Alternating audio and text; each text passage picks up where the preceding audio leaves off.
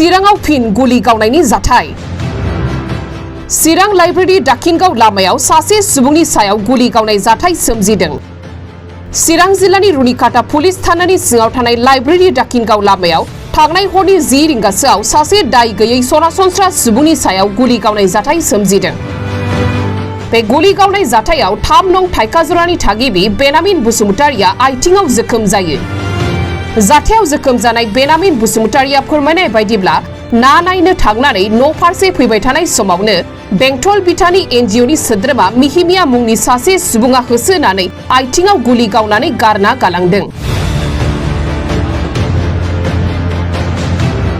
गुबुन फारसेथिं चिरां जिल्लानि हाग्रा बिफाननि DFO परमानेन्ट पाटवारिया फोरमायनाय बायदिब्ला थांनाय साननैसो सिगां माखासे लाइमोनफोरा रुनिकाटा हाग्रा बिफाननि मावख'आव फैनानै हुमखि होफैदोंमोन आरो थांनाय हराव सेलेका हाग्रा ओनसोलाव आयेन बेरेखा फालांगिफोरजों मोगा-मोगि जायो, जेराव ब्लेंक फायार खालामनायाव सासे सुबुङा आथिङाव गुलि नाङो होननानै बिथाङा फोरमायो। जाथायाव जोखोम जानाय सुबुंखौ देहा फाहामसालियाव थिसननानै बे जाथायनि सायाव नायबिजिरगासिनो दं होननानै हाग्रा बिफाननि DFO परमानेन्ट पाटवारिया फोरमायो। जाथाया बोरै जानाय दा? जाथाया माने आं न'आव फैबाय थानाय समावनो ओमफ्राय बिसोरो आंखौ नुनानै आंबो खारदों, सोर मानसि गोसोम गोसोम ओंखारदेरखो होननानै माने खारनायावनो बिसोरो आंखौ होसोथाब गावनानै ओमफ्राय गावनानै थिखोना लाबोदों आंखौ ससे, ओमफ्राय गावसोर गारना खारबाय आरो। सोरमोन बिसोरलाय? जिखुनु जा माबा मानसिखौ आं सिनायखायो, गावग्राया माबा मा होनो मिहिमिया होनना। अबेनि बिलाय? जिखुनु जा बेंटलाव थायो। सोरनि मानसिफोर? EMनि ना मानि EM दोननाय ना मानाय। खयथासोआव जानाय बे जाथाया? 10थासोआव। मर्निं ना इभिनिं? माबा मोनानि। नों अबाव थांनायमोन? आं माने हजोंहाय नासो नायनो होननानै थांदोंमोन। औ। नोंखौ माबाफोर सन्देह लादों नामा? सन्देह लादों। मा सन्देह लादों? जिखुनु जा दंफां बारहोग्रा सानदों ओंखारना माखै बिदि आरो। गरबेसे गुलि गावनाय? गरसे। अबाव नांदों? फेन्दायाव। औ। मा गामि? गामिया सारियालि, 3 नं थाइखानि। मा नाम? आंना? औ। बेनामिन।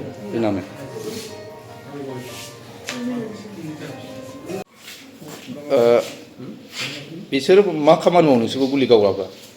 जेनेबा आंखौ मा सानखो होसोथाब गावनानै बोखांनानै दोननानै ओमफ्राय गावसोर रिहायदों आरो। दैयाव। बिसोर बबे डिपार्टमेन्टनिमोन? बिसोरथ' बेंटलाव थायो होननाय खोनादों। बेंटलाव माने NGO दानि गोदान दोननाय ना मानाय। औ। बिसिनाव हाथियार दंमोन आरोखि? औ, 3 दंमोन बिसोर। औ। बिनि आगोलाव सोर मानसिफोर? 3मोन बिसोर मानसिफ्रा? औ, बिसोर 3मोन। औ। माजों थांनायमोन बिसोर? गारि? बिसोरो गारिजों थांदों ना मादों आं जेबो मिथिया। जिखुनु जा माइबारि गेजेरनिफ्राय ओंखारदेरदों आरो मा गोसोम फैखो होननानै आं खारदों आरो ना। औ। ओमफ्राय खारनायाव बिसोर होसोथाब दै गेजेराव गावहैदों। আচলতে আমাক পৰহি ৰাতি আমি কালি এটা FIR দিছোঁ। পৰহি ৰাতি কিছুমান মানুহে দুষ্কৃতিকাৰী মটৰচাইকেল আহি ৰেঞ্জ অফিচত গৈ পেলাই ষ্টাফখিনিক ধমকি দি থৈছে, তোমালোকে যদি ৰুনিকাটা ৰেঞ্জত তোমালোকে যদি আমাক যদি বাধা দিয়া এই খ্ৰীষ্টমাছলৈকে, তেতিয়াহ'লে আমাৰ ভয়ানক আপোনালোকৰ বিপদ হ'ব বুলি ক'লে। ৰেঞ্জ অফিচাৰে কালি ৰাতিপুৱা মোৰ ওচৰত আহি পেলাই ইতিমধ্যে আমি আলোচনা কৰি পেলাই FIR এখন দিয়া হৈছে। হেৰিত আপোনাৰ ৰুনিকাটাৰ থানাত এটা FIR এখন দিব দিয়া হৈছে।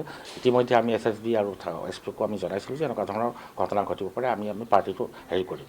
আৰু মই ৰেঞ্জ অফিচাৰক দায়িত্ব দিছিলোঁ যে আপুনি পুলিচ পাৰ্টি, SSB পাৰ্টি, আমাৰ যিমান NGO বা ফৰেষ্ট পাৰ্টি আছে, আমি বিভিন্ন ধৰণৰ তেওঁলোকৰ ডিমৰালাইজ কৰিব লাগিব, নহ'লে আমাৰ ওপৰত হেৰি কৰিব। তেনেকুৱাতে কালি আমাৰ এটা পাৰ্টিৰ লগত গৈছিলে, বেংটল পাৰ্টিত গৈছিলে। বেংটল পাৰ্টিত আমাৰ 3জন ষ্টাফ আছিলে, 4জন NGO আছিলে।